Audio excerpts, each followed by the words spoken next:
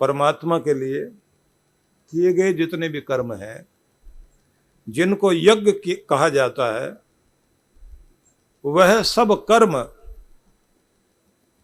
बंधन में नहीं डालते, बल्कि आपके बंधनों को काटने के कार्य में आते हैं। तदर्थम कर्म कौन्तेय मुक्त संग समाचर, कि इसलिए पूरी प्रसन्नता के साथ व्यक्ति को कर्म बंधन से मुक्त होने के लिए परमात्मा की राह में कर्म करने चाहिए, जिसको यज्ञ कर्म कहा गया है, जिसको याज्ञिक कर्म कहा जाता है। कि इसलिए चुनाव कीजिए कि जो कर्म तुम कर रहे हो वो याज्ञिक कर्म है या फिर तुम्हारा कर्म बंधन वाला कर्म है। अब यज्ञ को कहा गया, यज्ञ वही श्रेष्ठतम कर्म, दुनिया के जितने भी श्रेष्ठ कर्म हैं उनको यज्ञ कहा जाता है। दूसरे ढंग से हम कहें, सरल भाषा में, दूसरों की जिंदगी को आसान बनाने के लिए अपनी और दूसरों की जिंदगी को आसान बनाने के लिए जो कर्म आप करते हैं वो सब यज्ञ कर्म कहलाते हैं। उन्हें करने के बाद ही आपका कल्याण होता है। इसलिए जब आप अपनी भलाई के साथ दूसरों की भलाई या दूसरों की मुश्किल में पड़ी हुई जिंदगी को आसान बनाने में अपना योगदान देते हैं कि उनकी जिंदगी आसान हो जाए, तो फिर वो आपका कर्म यज्ञ कर्म है। और वो यज्ञ कर्म आपके कर्म बंधन को काटता है और आपकी जिंदगी को खुशहाली से भरपूर करता है। तो कभी कभी छोटा सा कर्म भी बहुत बड़ा कर्म हो जाता है। छोटा सा सहयोग, कहते हैं कि गिलहरी ने किया तो गिलहरी जाति का नाम पूरी दुनिया में आज भी कहा जाता है कि मेरा तो गिलहरी वाला योगदान है। राम जी का समुद्र पर जो सेतु बंद हो रहा था, पुल बन रहा था, उसमें थोड़े से रेत के कण ही तो डाले उसने।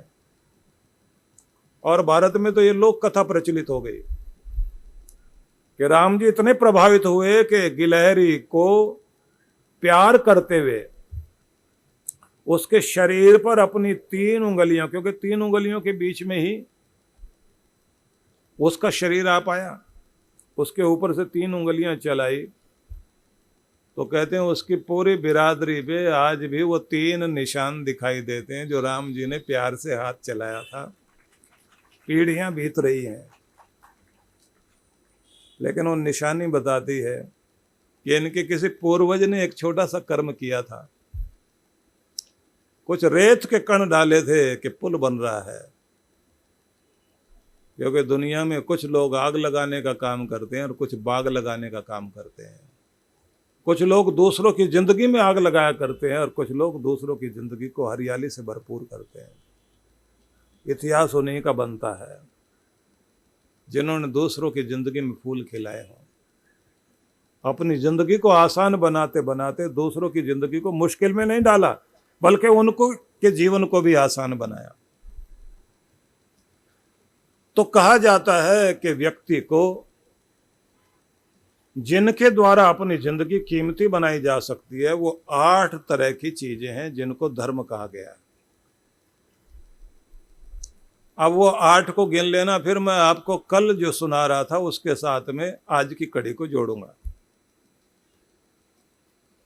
कहा जाता है कि देव मार्ग की ओर जाने के लिए, देवताओं के रास्ते पर चलने के लिए आदमी को 8 चीजें अपनानी चाहिए। अब इसे सुनिए। इज्जाध्ययनम दानानि तपः सत्यम धृति क्षमः अलोभ इति मार्गोयम धर्मस्याष्टविध स्मृतः। कहा गया है यज्ञाध्ययन। पहली चीज है यज्ञ करना, दूसरी चीज अध्ययन करना, तीसरी दानाने अनेक तरह से सहयोग करना, चौथी चीज तपह, तपस्या के द्वारा अपनी आत्मिक शक्ति को बढ़ाना। तपस्या आपकी शक्ति को कितना अद्भुत कर देती है। आग में तपी हुई कच्ची ईंटें जब पककर मजबूत होती हैं तो उनसे बना हुआ घर हजारों सालों तक भी स्थिर रहता है, और कच्ची ईंटों से बनाया हुआ घर कुछ ही सालों में ढह जाता है। अगर आपने अपने आप को तपस्या से पकाया हो तो दुनिया में हजारों सालों तक आपका नाम जरूर रहेगा और जन्मों को आप अपने सुधार पाएंगे। इसलिए तपस्या आपको बहुत बड़ी ताकत देती है। तप करना जीवन के लिए बहुत कीमती चीज है। कष्ट तो सहना होता है, लेकिन वो कष्ट आपको बहुत मजबूत बनाता है। इसलिए कहते हैं कि जब आप अपना नियम निभाने के लिए कोई तकलीफ सहते हैं ना, तो वो नियम आपको इतना मजबूत कर देता है कि नियम से आप भगवान से जुड़ जाते हैं। मतलब भगवान को आप अपना बनाना चाहते हैं या बांधना चाहते हैं तो एक ही डोरी काम करेगी, और वो डोरी नियम की है। नियम कभी ना तोड़ना। नियम टूटता है तो डोरी टूटती है, और जब नियम चलता है तो वो डोरी मजबूत रहती है जो भगवान को आपसे जोड़ती रहती है। और जब आप नियम निभाते हैं तो परमात्मा आपके ऊपर कृपा का हाथ बनाए रखता है। इसलिए नियम को कभी टूटने नहीं देना चाहिए। अगर टूट भी रहा हो तो नहीं शरीर में हिम्मत, बीमार हैं, नहीं जा पा रहे आप, ना मंदिर जा पा रहे, ना पूजा कर पा रहे, तो बैठकर अपने घर में मानसिक रूप से आप वहीं मंदिर में पहुंच जाना और मानसिक रूप से वैसे पूजा करना। अगर बैठ भी नहीं पा रहे हो, लेटे लेटे करना पड़े तो भी अपने मन के द्वारा, तन के द्वारा नहीं जा पा रहे हो तो मन के द्वारा तो जरूर जाओ। नियम अपना ऐसे निभाओ, आपका वो नियम टूटेगा नहीं, कृपा होती रहेगी। तन से नहीं तो मन से सही, भावना से सही, नियम पूरा करिए। आगे कहा सत्यम धृति क्षमः, सत्य पर चलना और उसका आचरण करना। अंतेवासी शिष्य को जो उपदेश दिए जाते हैं, जब कोई विद्यार्थी पढ़ने के बाद बाहर निकलता है ना, अभी भी जब कॉलेज में स्नातक बनने के बाद विश्वविद्यालय में भी नियम है, जब डिग्री दी जाती है ना, उस समय कुछ शब्द बोले जाते हैं। सत्यम वद धर्मम चर स्वाध्यान मा प्रमद न प्रमदितव्यम। अब ये पुरानी रीति चली आ रही है, बोली जाती है। ये तैत्तिरीय उपनिषद के शब्द हैं, जिसका मतलब ये होता है कि सच कहने में कभी तुम्हारी जीभ न लड़खड़ाए, और धर्म, कर्तव्य, ड्यूटी ये कहने के लिए नहीं होती, आचरण की चीज है। धर्म आचरण की चीज है, बोलने की चीज नहीं। और आगे कहा स्वाध्यान मा प्रमदः, पढ़ने, जानने और सीखने में कभी आलस्य मत करना। न प्रमदितव्यम, न करना चाहिए। मतलब सीखना, जानना जिंदगी में छूटना नहीं चाहिए। जब तक सांस चलती है जिंदगी में शिक्षा भी चलनी चाहिए, पढ़ना जानना भी चलना चाहिए। क्योंकि तुम शरीर से बड़े बनो, बात ये नहीं, अपने ज्ञान से ज्यादा बड़े बनो।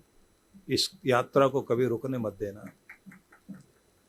बहुत ऊंची बात कही जाती है ज्यादातर लोगों के जीवन में, दुखद बात यही कि स्कूल छूटते ही उनकी पुस्तकें, उनका पढ़ना, उनका सीखना साथ ही छूट जाता। पढ़ना जानना अगर छूट रहा है तो आप अपने मस्तिष्क का नवीनीकरण नहीं कर पा रहे, दिमाग को नया नहीं बना पा रहे। आपका दिमाग धीरे धीरे बूढ़ा हो रहा होता है। इसलिए जानना, अध्ययन करना बहुत महत्वपूर्ण है। आपके घर में पुस्तकें होनी चाहिए, आपके घर में पत्रिकाएं होनी चाहिए। अच्छी पत्रिकाएं रखो। ये गंदी संदी पत्रिकाएं रख लेते हम लोग अपने घर में, मैगजीन ले आते हैं। हाँ, कुछ घरों में हेल्थ वाली मैगजीन तो आती हैं। धार्मिक पत्रिकाएं या जो मोटिवेशन, जिनसे आप इंस्पायर हो सकें, ऐसी कोई भी चीज़ें जिसमें लिखी भी होती हैं, वो चीज़ें हम नहीं मंगा पाते, न पुस्तकें रख पाते। लेकिन मैंने यूरोप और अमेरिका में इस चीज़ को ज़्यादा देखा कि लोग जब अपने छुट्टी के लिए समय निकालते हैं, एक हफ्ते के लिए किसी समुद्र तट पर जा रहे हैं, तो अपने साथ में बहुत अच्छी सीडी, जिससे नया सीख सकें, अच्छी बुक्स, अपनी डायरी साथ लेके जरूर जाते हैं। क्योंकि वो ये सोचते हैं कि एक शांत स्थान पर बैठकर अपने आप को नया करने का मौका मिलेगा और अपनी जिंदगी को एक बेहतरीन रूप में बनाए रखने के लिए कुछ देर सोचने का मौका, चिंतन करने का, पढ़ने करने का अवसर मिलेगा। तो इससे अच्छी बात क्या हो सकती है। हमारे जीवन का ये बहुत ही दुखद पहलू है कि हम जानना सीखना छोड़ देते हैं।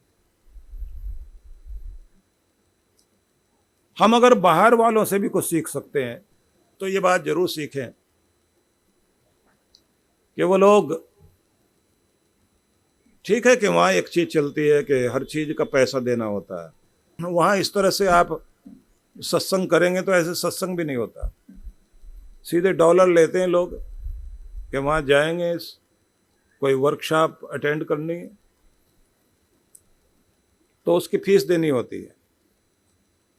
वहाँ जैसे हमारे यहाँ राय साहब बहुत है ना, वहाँ राय साहब ऐसे नहीं होते। राय भी देनी तो उसके भी पैसे लेंगे, पैसे देने वाले भी बैठे हैं, काउंसलिंग के लिए पैसे लेते हैं।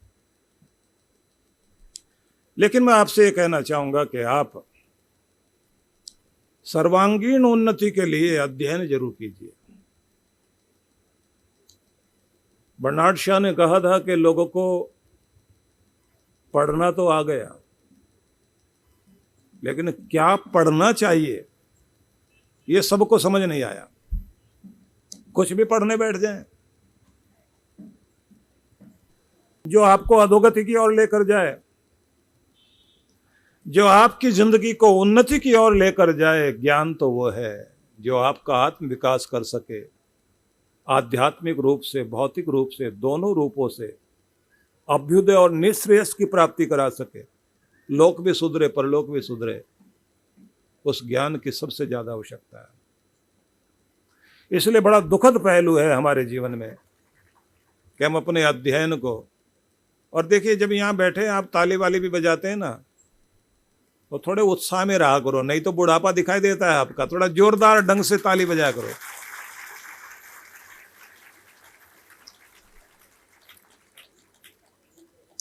आगे बढ़ते हैं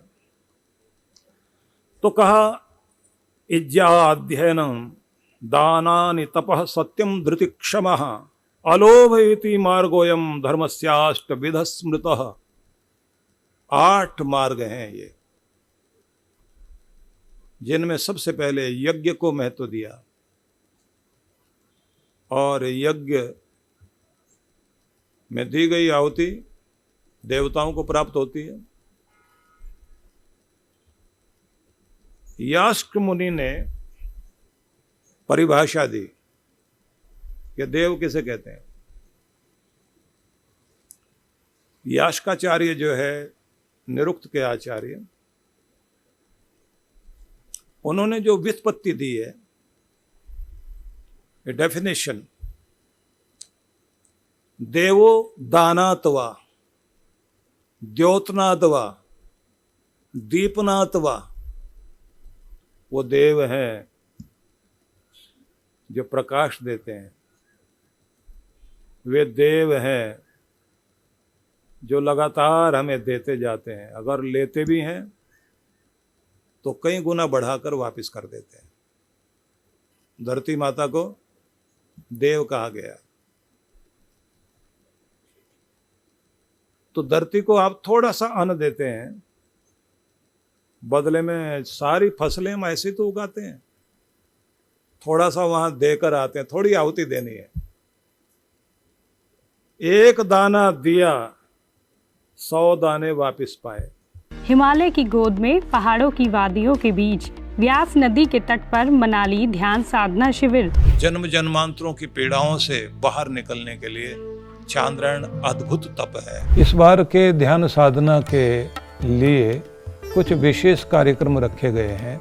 एक तो नित्य साधना कराई जाएगी, दूसरी होगी डिवाइन ब्लिस मेडिटेशन, तीसरी जो है वो दिव्य शक्ति साधना कहेंगे, जिसका मतलब होगा कि आप जो है विश्व शक्ति से कैसे जुड़ सकते हैं, और साथ में वॉकिंग मेडिटेशन भी इसके अंतर्गत होगा। मन को बहुत शांति मिली, एक अद्भुत आनंद प्राप्त हुआ। जिस माइंडसेट और जिस भारी मन से मैं आई हुई थी यहाँ पे, वो काफ़ी कम हुआ है। और every time whenever I come for this shivir I feel something different, a new energy in me. Thank you to Maharaj Shri and thank you to all of you. तो आज ही पंजीकरण कराएं।